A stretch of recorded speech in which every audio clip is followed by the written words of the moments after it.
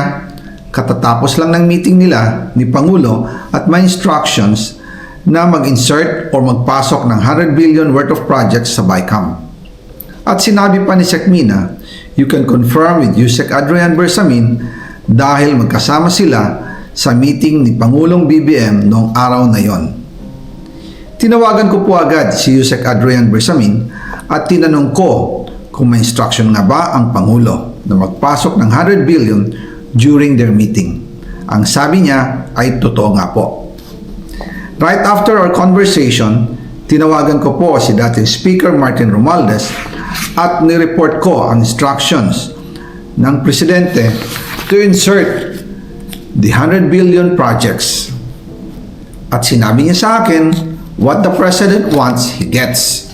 After ng ilang araw, nag-set po ng meeting si Sec Mina Pangandaman at Yusek Adrian Bersamin sa amin ni dating Speaker Martin Romualdez sa Aguado Building in front of Gate 4 ng Malacanang at nandoon din po si Yusek Jojo Cadiz.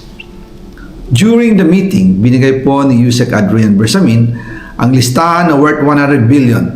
Tinanong ko po si Yusek Adrian kung saan galing ang listahan. Ang sagot niya, galing kay PBBM mismo at binigay niya ito mula sa brown leather bag.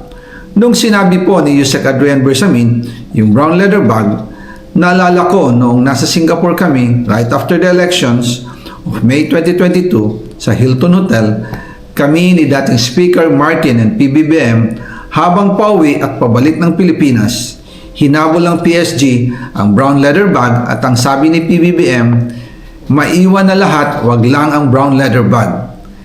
Kaya naniwala ko na utos talaga ito ng Pangulo.